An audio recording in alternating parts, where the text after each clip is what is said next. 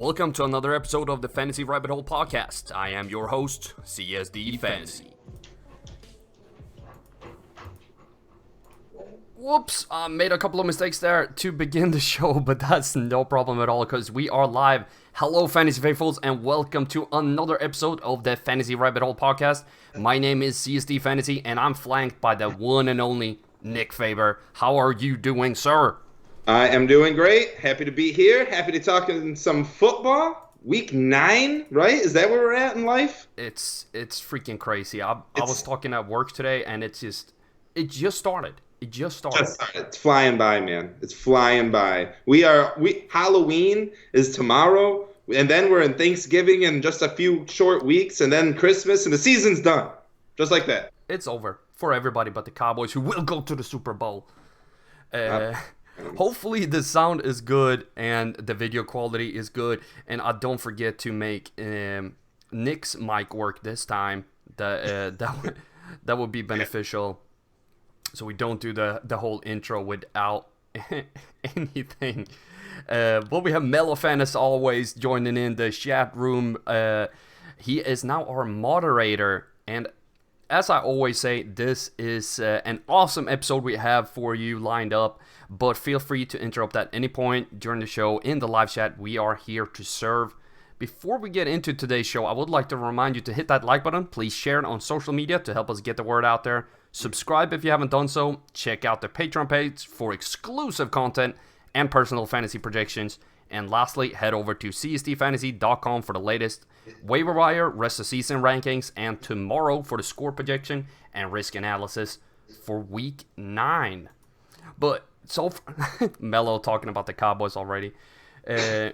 So far, I'm very excited about week 9. I think it's going to be a fantastic week for fantasy. We had some really fun matchups coming up, but mainly we have even more crazy news happening even from week 8 as well. So I thought we just head straight into the news, heading into week 9.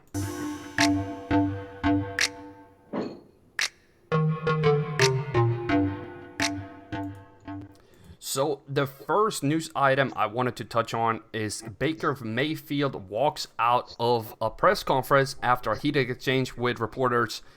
Is this the end for the Cleveland Browns in fantasy? Not that he ran out, but in general, are they done in fantasy? Is it only Nick Chubb that is left viable? What's going on? How do you feel about the Cleveland Browns for fantasy production moving forward, Nick? I mean, did they ever start? I think we've been waiting for them to start week after week. It's only Nick Chubb. OBJ gave us 2 weeks of production. Baker Mayfield is one of the worst quarterbacks fantasy-wise. Terrible. I mean, Marcus Mariota has more fantasy points than him.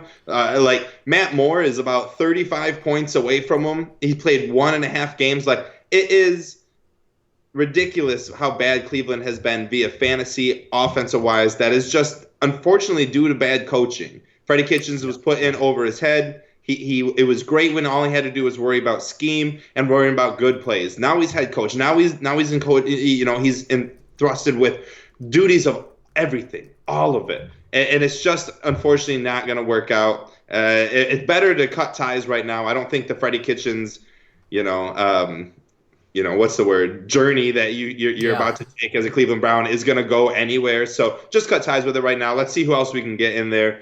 This team is too good to be wasting away like this. I don't think they ever started. I absolutely think it's the end of it. Give me Nick Chubb only. Definitely. I would like to make an analogy to soccer and the soccer team I follow in Italy. They brought in this coach who had this high rhetoric and great ideas, and the team is talented, but he could not make them mesh for the first 6 or 7 games, and he gone. They're like, it's not improving. We need to make a change now, or we're throwing away the entire season. You have to make a change, not now necessarily with Freddie Kitchens, but you can't give him another season. Then you're throwing Baker's progression. That's going to stop. How many quarterbacks hasn't been impacted by bad coaching? Look at what if Jared Goff would have stuck around with what's his face, losing his name completely, the old coach for the Rams, even when they were in St. Louis. Fisher. He, Jeff Fisher. yeah, he wasn't going anywhere. And Right. not saying that he's a massive superstar now, but he's at least progressing under Sean McVay. So I think you have to look at your first overall pick. You have Nick Chubb, you have Odell, and Jarvis Landry. It's a fantastic team offensively. You can't score a point. But for fantasy, Nick Chubb, he's the only one I'm touching. I suggested to bench Odell to several people on the live stream on Sunday, which just feels wrong, but that's all you gotta do. Well, and it was going to be this way coming into the season. We knew it. I tried to tell so many people before the season started, OBJ's just not going to work out this season. I'm not saying that this is the end all be all for the Cleveland Browns, but this is going to be like OBJ, just a year to get into the groove. It takes a year to like learn with your quarterback, get chemistry, and he's had too much, publicity, too much press on him for him to successfully be a top 5 fantasy wide receiver. So we just saw it from the beginning, in my opinion. Yeah, and you definitely called this. I remember on one of our off-season shows, actually, you said that they weren't going to be good this year. They were going to be good next year. That was you can go back and watch it. This is from, I don't know, April or something. You said this. I have it on video, so y'all trust Nick with these sort of things. I was a little higher on Odell, if I remember my scheme fit video, especially deep shots. I was expecting Baker to be a little bit more because he's average in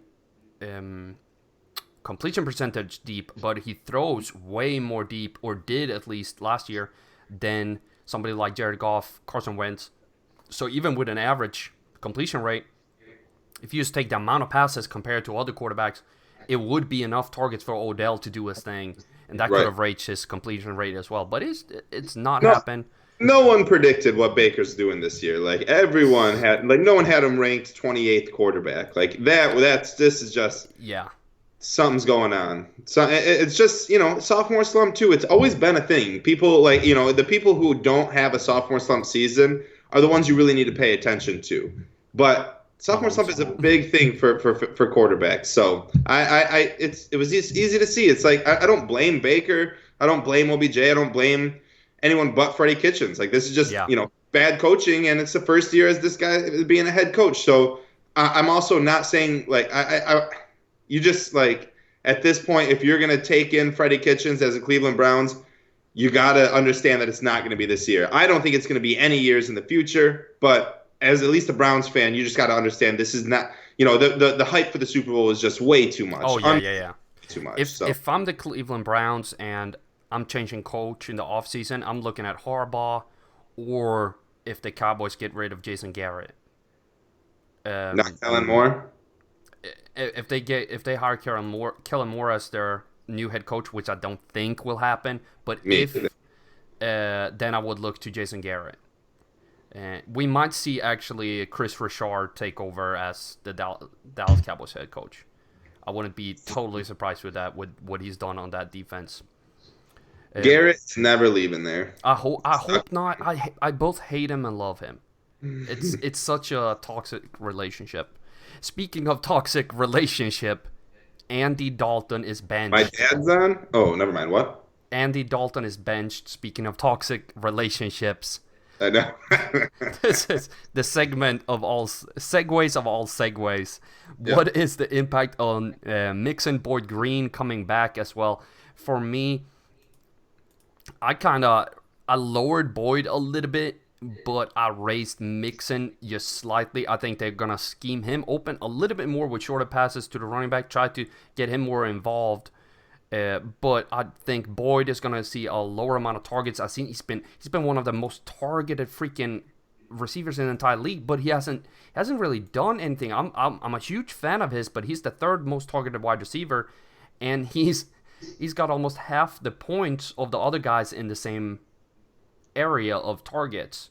So I see him maybe taking a little step back. If Green's coming back, I really hope they just don't toss him out there. I think he might just take it slow and not rush back. But I don't see that much value left on this Bengals team for fantasy.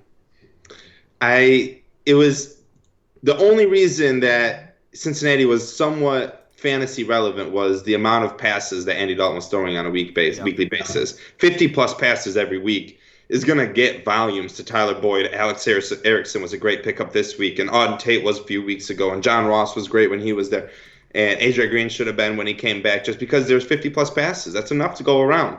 Unfortunately, with Ryan Finley, I don't think they're going to make this kid throw 50 times a game. In fact, they're going to try to limit it to 20, 25, which means they're just going to try to run the ball regardless of what the score is, and actually probably try to hope to go 0-16. So I would.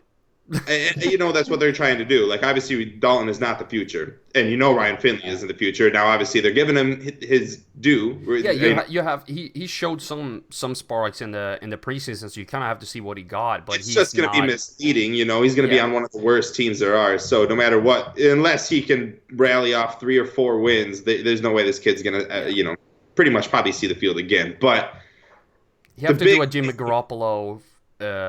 When he went to the 49ers and just lit it up for 5 weeks. That's what he has to do to win that job, but that's highly unrealistic. Right. I mean, he can't go do what Nick Mullins did last year. Like, Nick Mullins did good, but Nick Mullins didn't do enough to earn himself a huge contract.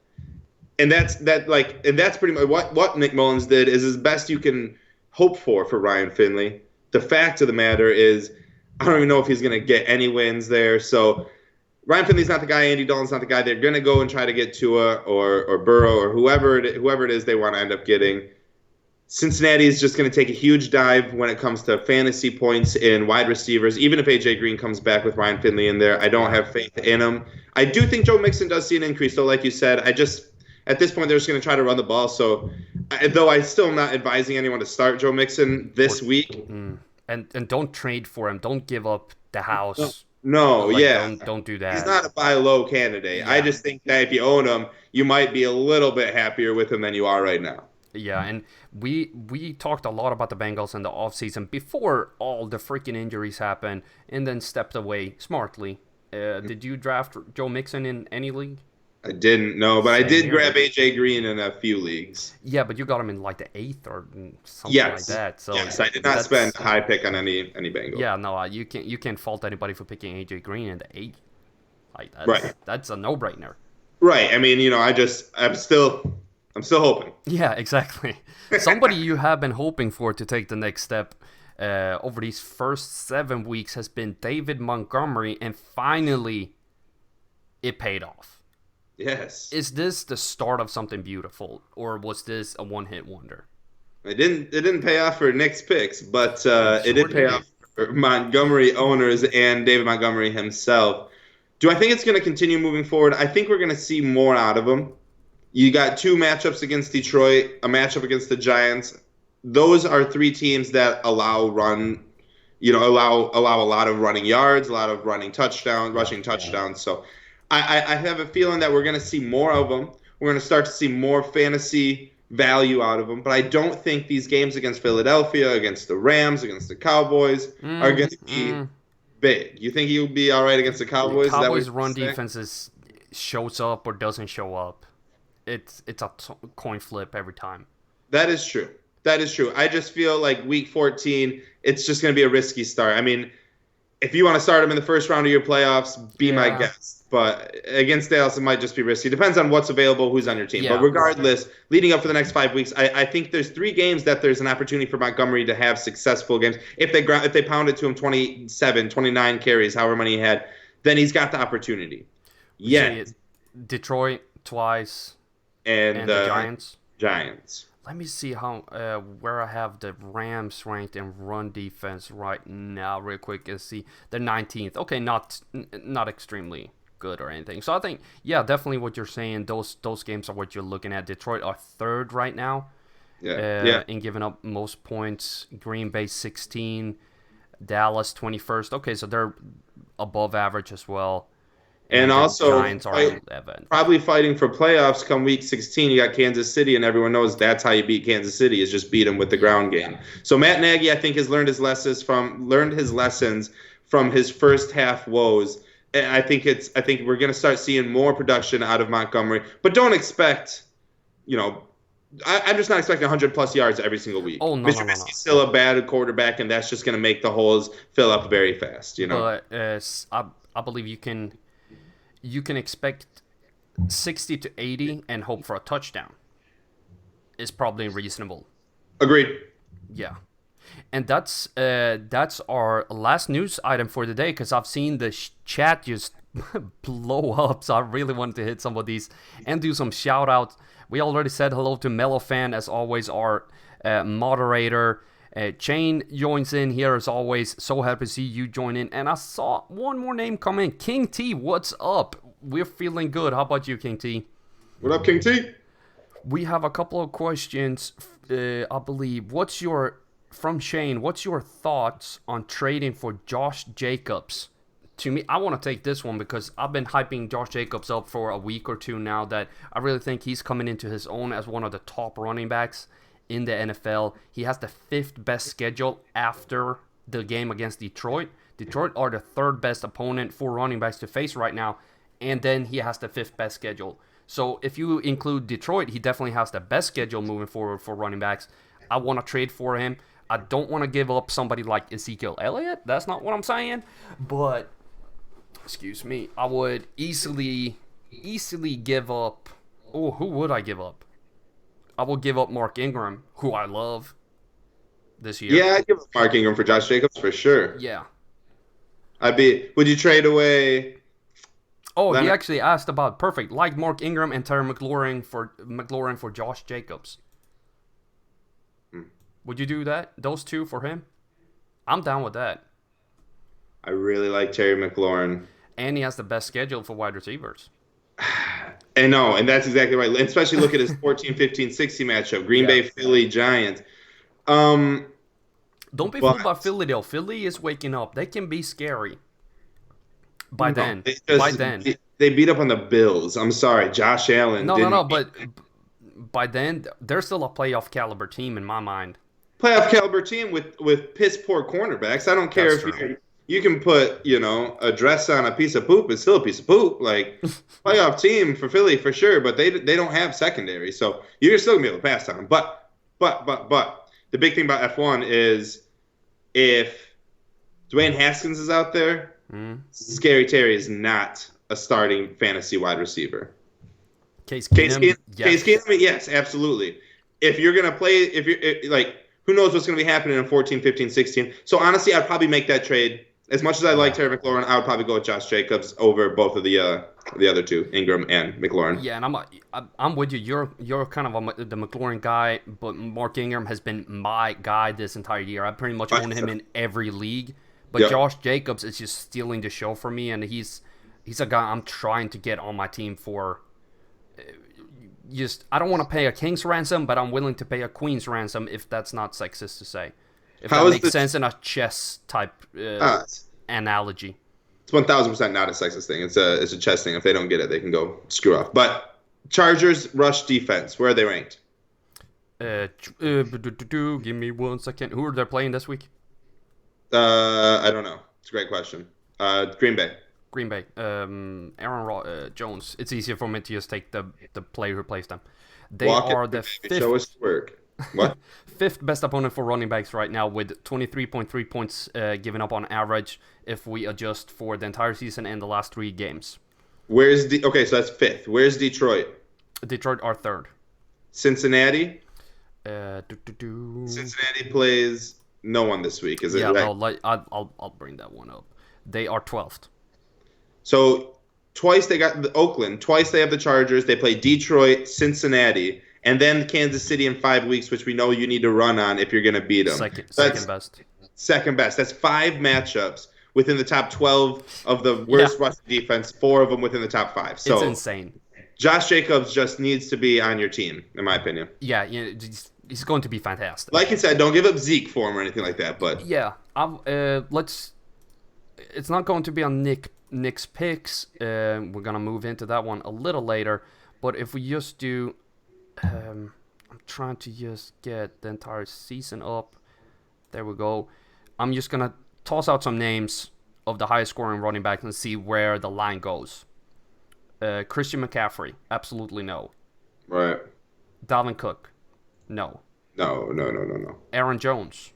No. Not for Josh Jacobs, actually? Yeah, now we're Is that what getting we're somewhere, saying? right? Straight up, is that what you're saying? The thing is that Green Bay has an extremely favorable schedule as well, No. with the I third know. best I schedule. would keep Aaron Jones, but Yeah. if you could get Josh Jacobs and Terry McLaurin maybe for Josh Jacobs. Yeah, then we're looking, but then you're getting more value. It's not a straight swap. Right, 100%, 100%. Yeah. I that went through, but yes. Austin Eckler, yes, right?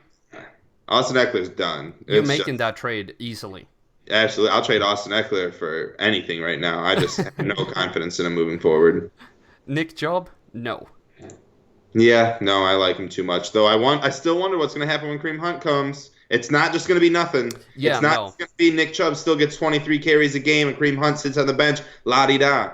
Kareem Hunt is a Greek. I don't know He's what I'm a about. Greek He's a running Greek back. running back. He's a Greek running back. He's a Yeah. Greek running back. We need a Greek running back in the league. Exactly, man. We do. Like, look Kareem at Hunt's our guy. the guy in for the Bucks in basketball. It's fantastic. Yeah, he's pretty good. Old Giannis over there.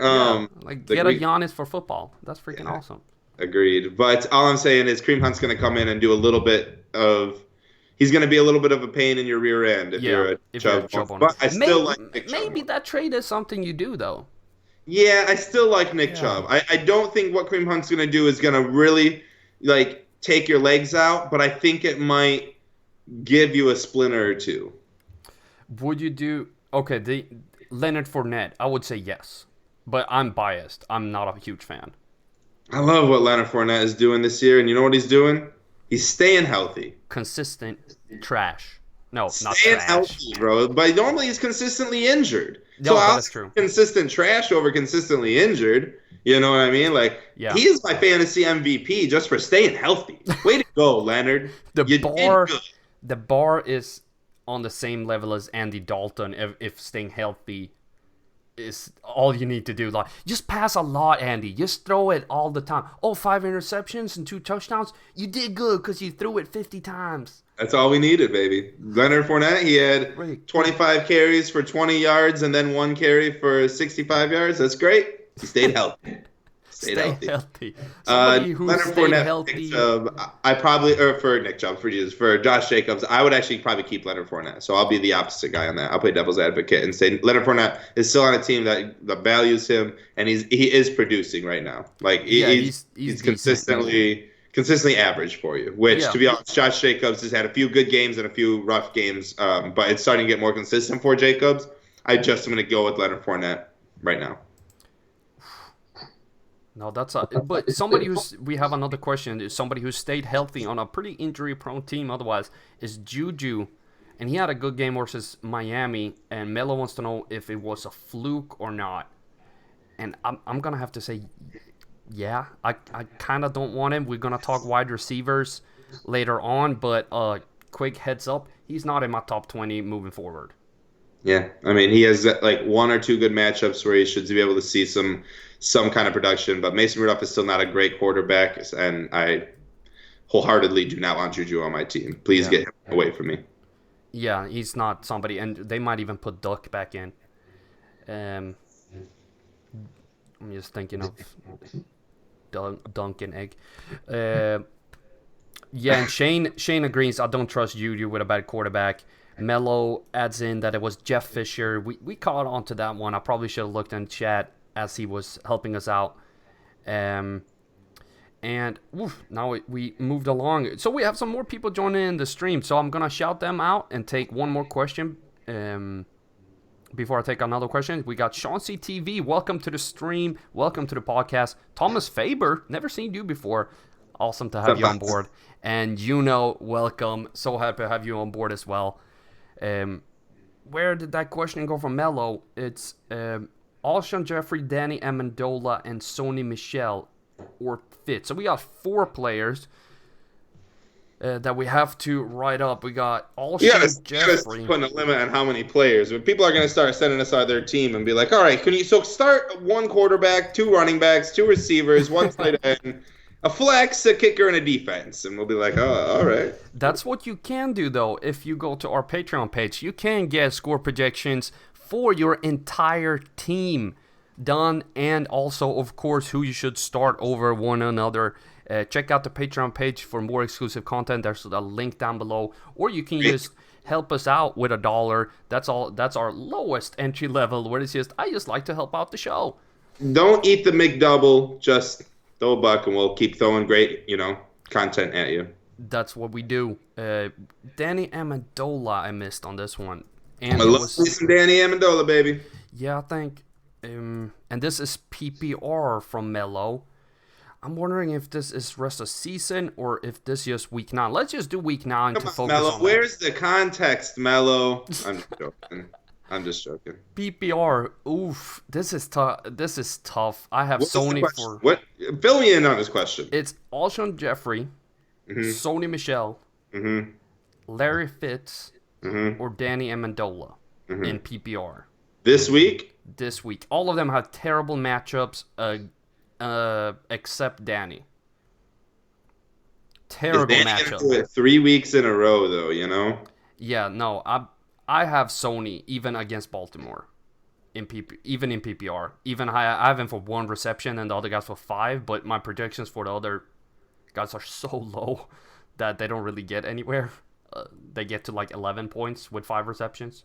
Yeah, I mean, you're definitely crossing Fitz and Jeffrey off just due to matchup. San Fran has shown that they are legitimate, and this is a team that isn't to be reckoned with. So you're crossing off Fitz. You're crossing off Jeffrey. He's going up against Chicago. Again, a team that has been kind of showing signs of weakness, showing there's an Achilles heel, and that's the rush defense. So I'm actually going to try to avoid the wide receivers going against them, even though I know it's Philly and they can air it out. I'm just not going there. Sony Michel is just the guy. He hits the volume. He's not going less than 20 rushes in a game, it seems. I don't know where this game's going to go. I don't know where the game script's going to go for New England. There actually might be more passes and more James White in this game. If Lamar Jackson is like doing his thing and just not being able to be contained by Benoit and all this New England defense. If he doesn't make turnovers, then it could be a big James White show, thus leaving Sony Michel a little bit ousted when it comes to fantasy points. I do love Danny Amendola's matchup against Oakland. I don't know if he gets it 3 weeks in a row. He's been tearing up for 2 weeks, and he's found a confidence and a trust with Matthew Stafford, which is phenomenal. But Matthew Stafford still trusts Kenny Galladay, still trusts Marvin Jones, is still trying to find a connection with TJ Hawkinson. I like Danny Amendola in PPR for sure, but I think it's hard not to just start the consistent right now with Sony Michel. When it comes to playoffs, you might want to guess and check and just kind of go with the matchup and hope that Danny Amendola can do better than Sony Michel because it's a better matchup. But right now, still battling in regular season, give me Sony and give me the more consistent points. Yeah, Sony Michel for sure. And just to add on to what you were saying about James White, I have them in PPR dead even at 13, Sony and James White in PPR. But definitely, I think Sony Michel has the safer floor of any of these guys as well. And probably the highest ceiling in a game like this.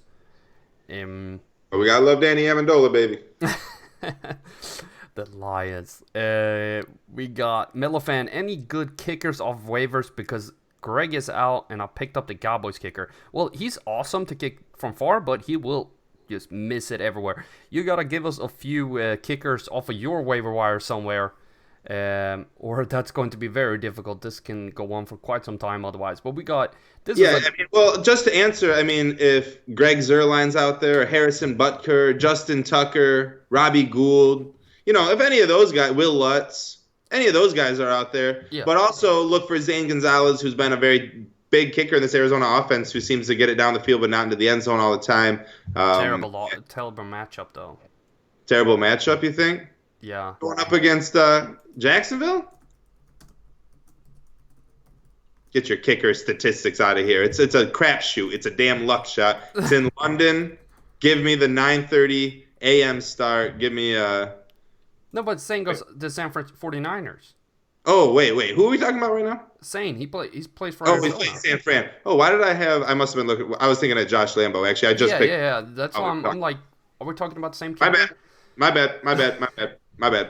Because they're the worst team. Just have a tough matchup right now. Yeah, they're the worst team for a kicker to play right now. Don't you think this is kind of actually, to be honest, I think this might be a little bit of a trap game for San Francisco. Just watch out. At Uh, Arizona, Kyler Murray coming to play against the San Francisco defense that still hasn't really played the best offenses. but Like wouldn't that be a trap game for the Saints last week? And that was not the case. the Saints got Drew Brees back. He's healthy after like 6 weeks, coming ready to ball. Like that's different story. San Francisco's been doing this for a weeks on weeks, and they have like good momentum and good hype. And that's always when you go on the road and you get shut down by a team that should have no reasoning, even competing with you. But And that's a just how it rival works as in the NFL. You know what I mean? A rival as well. Mm-hmm. In the same division. That's always Division that foe. always adds a little something. But we got some. I see a couple of like one-on-ones here, so this is awesome because that leads us into a segment that we like to call Nick's Picks. Trust Nick with your pick. Let's go over what happened last week, though, first, before maybe you shouldn't trust Nick as much. Wait. No. Winning record. He's still 7-5. David Montgomery versus Philip Lindsay. Nick picked Lindsay, and Montgomery finally did something. So that was unfortunate. It's my And fault. then- Didn't see it coming.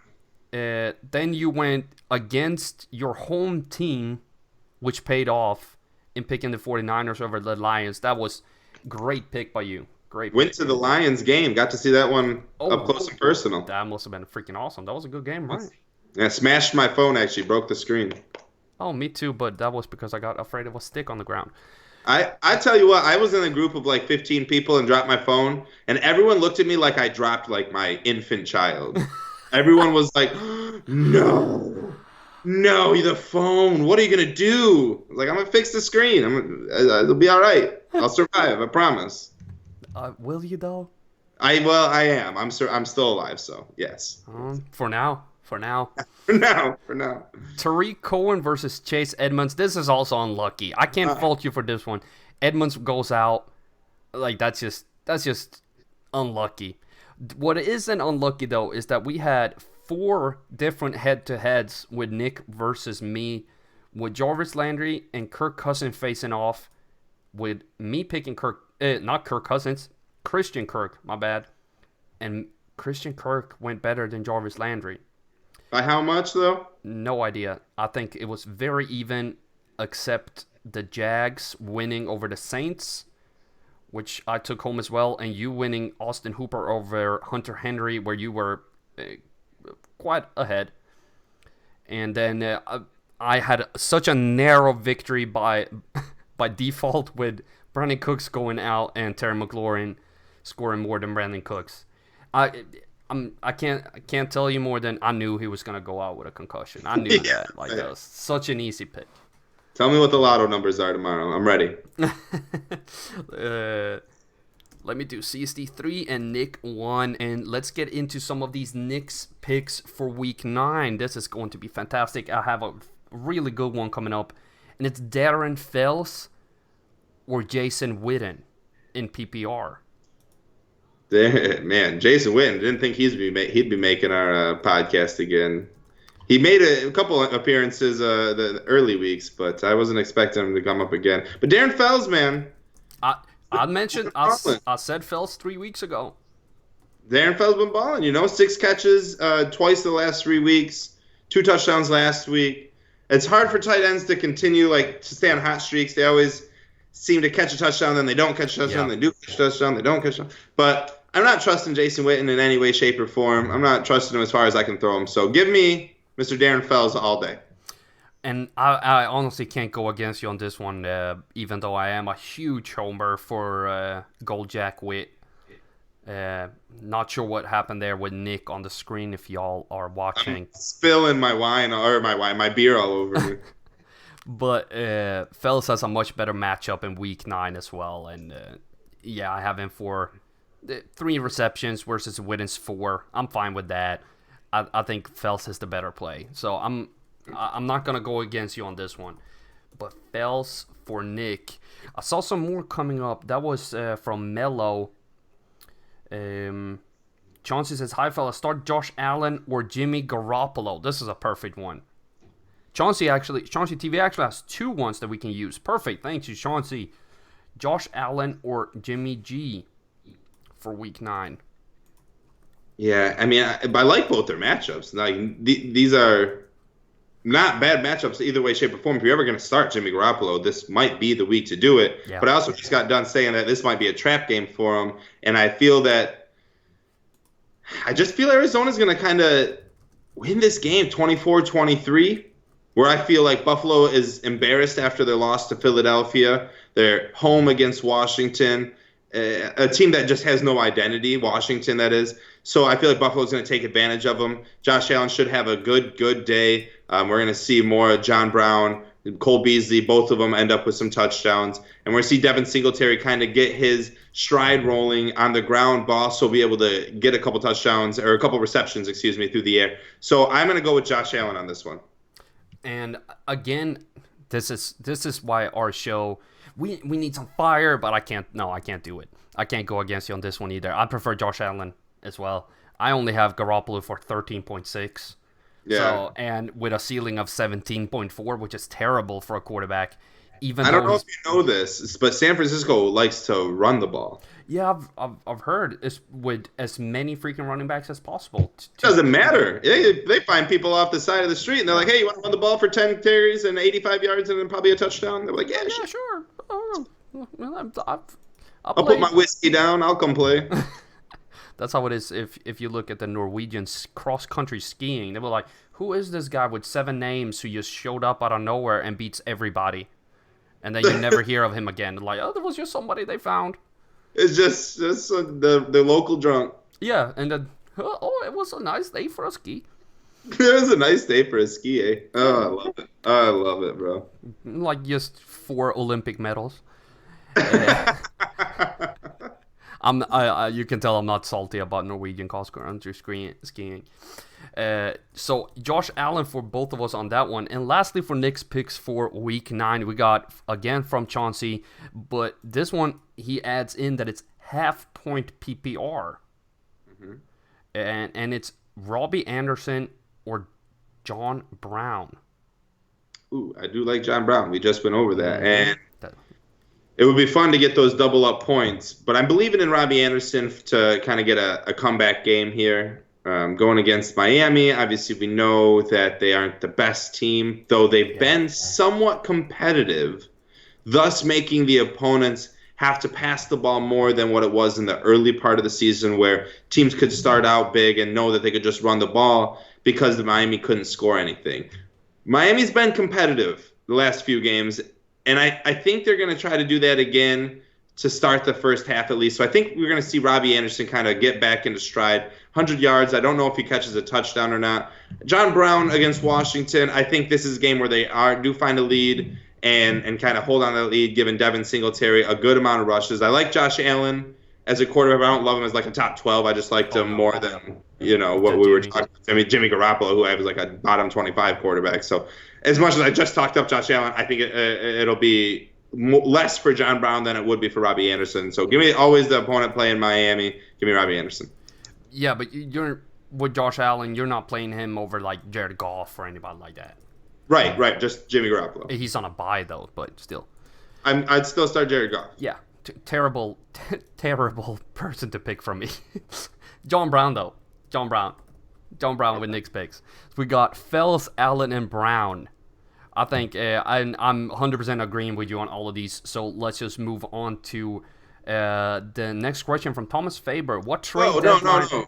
Did I pick John Brown? Did you pick? No, you picked Robbie. My bad. Who's the other guy? Robbie Anderson. Give me Robbie Anderson. Anderson. And I think John Brown is going to be more productive in half-point PPR. No, he won't. Definitely will. No. Robbie Anderson. I'm a huge fan of John Brown. I have him for 8.9 with a ceiling of 13.9 compared to Robbie Anderson's 11.1 ceiling. I don't think Robbie scores over 11 points even against a terrible Miami defense. I do believe Jamison Crowder has a better option of scoring more. I also like Jamison Crowder. I won't argue that, but I will say that Robbie Anderson is going to outscore John Brown. Let's just I'll put it on here, Nick. Robbie Anderson, Robbie A, C is D, John Brown. There we go. Let's put our money where our mouth is. The books. that's a good sound drop. What trade deadline move is going to have the biggest impact for fantasy owners? Trade deadline move. Let's just expand that to There trade. was no trade deadline. Yeah, move. like Leonard Williams. Let's say Leonard. No, but the biggest trade impact for fantasy owners is to me Emmanuel Sanders. Yeah, that's easy. Next. Yeah. Juno, David Montgomery or Philip Lindsay, PPR for week 9. This is what we had last week as well for Nick's picks. So I get a redemption pick? Yeah. All right. Are you trusting Philip Lindsay again, or are you switching? I know what I'm doing. Trust me again, you know what I mean? Well, the big thing is Brandon Allen is starting. I don't think that's going to be helpful for Philip Lindsay, unfortunately. Until I can see what happens, I'm going to chase the points. Even though I know you can't really run on Philadelphia. Like, Philadelphia isn't the team you want to be starting running backs against. I get that. I understand. Maybe it would be smart to not chase the points and try to predict the next week, because I always try to tell people to do that. But I just don't see Philip Lindsay getting 115 yards and a touchdown behind Brandon Allen, where I at least can see David Montgomery getting a few receptions, maybe breaking one for a big touchdown and like somewhat of a shootout. I don't know. I'm going to go with David Montgomery. I'm chasing the David points. Montgomery. I'm going to put this one in the books again because I'm going Lindsay. Okay. I like it. I hope you're right, because I got Lindsay in a fantasy league. So yeah, and we talked a lot about Josh Jacobs and about his schedule. Both of these have fantastic schedules as well. David Montgomery has the 4th easiest. We talked about that one, playing Detroit twice and KC and all of that fun stuff. Philip Lindsay right now has the best schedule in the league. He plays a buttload of easy teams. The only problem is that quarterback position and that the team is trash. But otherwise, he plays the Chargers, he plays Houston, KC, Detroit, and he plays Minnesota, Buffalo as well. Yeah, the next 4 weeks might be a little bit tougher. Cleveland, Minnesota, Buffalo, and a bye. Are we picking rest of the season, or are we picking this week? No, this week. I was just talking about him rest of the season because I still like him, and I believe it's going to be sort of they just killed my freaking Cortland Sutton move though with this Joe Flacco injury. But sticking to Philip Lindsay, I think he's going to be valuable moving forward. It's going to be the Joe Mixon situation where they're going to scheme and toss tiny little passes. So all of a sudden, instead of getting... Royce Freeman isn't going anywhere, though. One more time? Royce Freeman is not going anywhere. At all. 50% snap share, damn near. Maybe not exactly. He's just killing Philip Lindsay. They have not used him the right way this year. There is talent, and there is fantasy talent. It's just not being utilized in the right way. It's sort of the David Johnson situation from last year where it's like, let's run 68% of our runs straight up the middle. Right. Nobody's going to notice that after 7 games. We're sneaking right under their noses. Yeah, it pisses me off. But I definitely have Lindsay in PPR. Definitely. It's by 2 points I have him over David Montgomery. Yeah. So it's not a crazy amount of points for either of them. They're pretty terrible matchups this week. It gets better for both of them. Yeah. Who's your favorite streamer defense, though, this week, Nick? From Juno. Cleveland. Brandon Allen. Enough said. One more time. Cleveland Browns. Cleveland Browns. I'm sorry. The sound was a little... That's all right. Cleveland Browns are playing Brandon Allen. That's enough. Definitely. I could not agree more of a streamer defense. And... second choice would be the Buffalo Bills for me. Yeah, definitely Buffalo Bills. I guess I assumed they were owned with their Miami, but yeah. They play Washington. They did play. Yeah. Well, no, I know. Yep. Oh, you meant from the week before. But it was Philly the week before, and I was thinking Miami was the week before. So yes, if they're available, definitely. Buffalo. Yeah, that would be my. They would be my, and then third probably the Jets. And then third the Jets. Yeah, playing Miami, of course. Yeah. Yep. I'd actually probably swap Buffalo and the Jets, to be honest, in my opinion, personally. But to each their own. No. Wrong. I just have to take up my numbers before I give, do I? We got a lot of more questions, but before we get into them, let's talk a little bit about the weekly topic, as we usually forget that one. Yeah.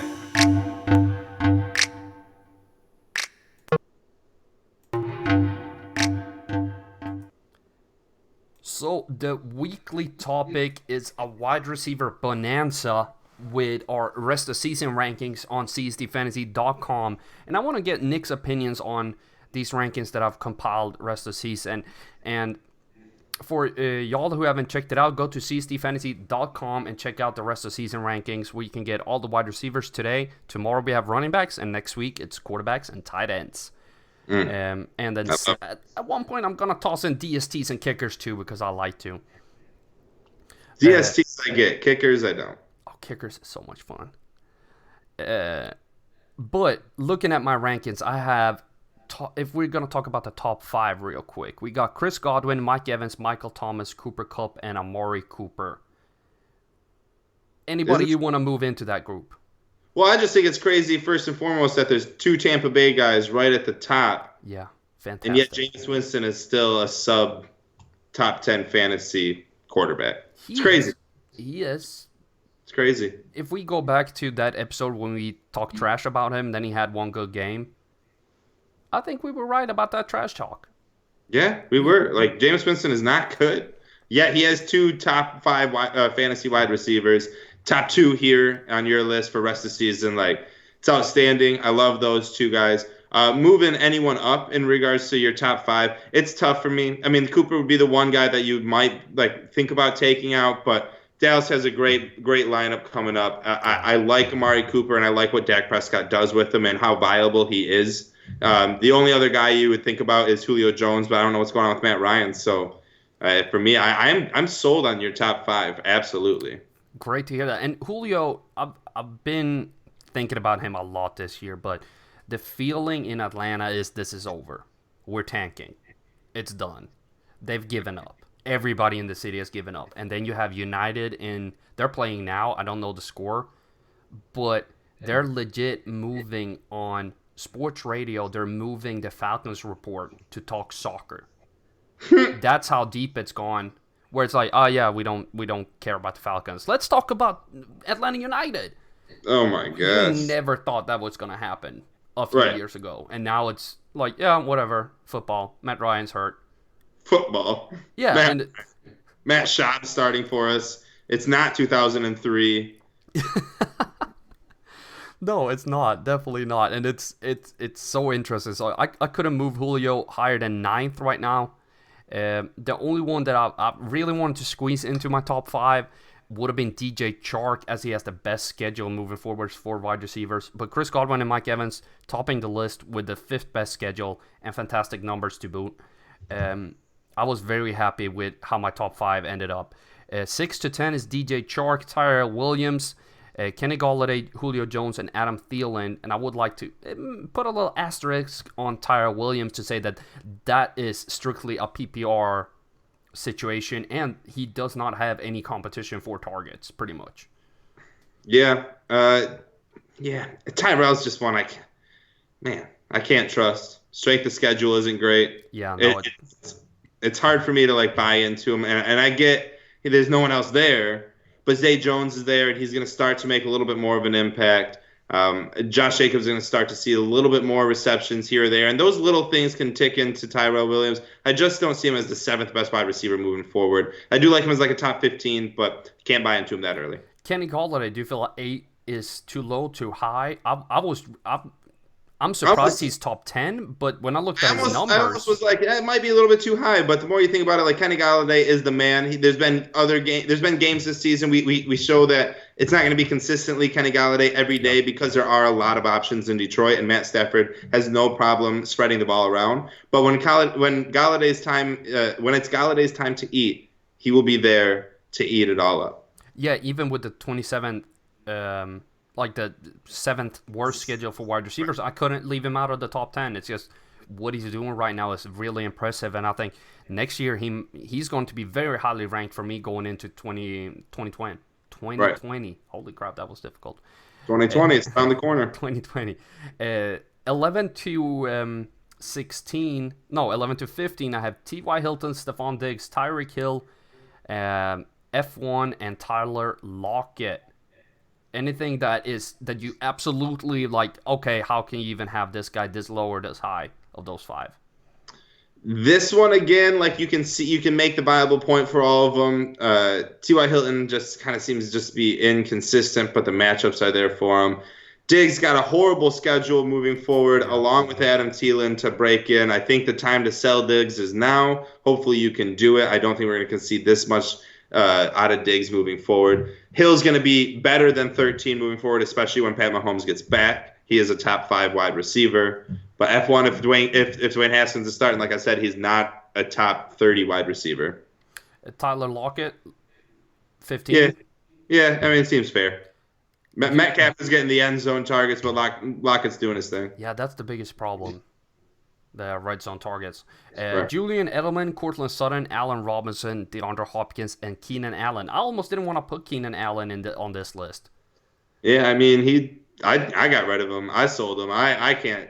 Keenan Allen's not going to do anything moving forward. I don't think he's a top 20 wide receiver. I don't think he's a top 24 wide receiver. I think he's a wide receiver 3 at best, flex play at best. Keenan Allen might be getting targets, but Phillip Rivers is old man Rivers, and he's not hitting the spot anymore. You got Gordon, who's going to start coming back and finding more receptions. Eckler's still going to be doing his thing. Henry's still going to do his thing. And Mike Williams is still leading damn near one of the top in air yards. He's still going to be getting his fair share, too. Can't buy into Keenan Allen. Marvin Jones, Hollywood Brown were just outside of this list. Would you kick out Terry McLaurin and Keenan Allen and put them at 19 and 20?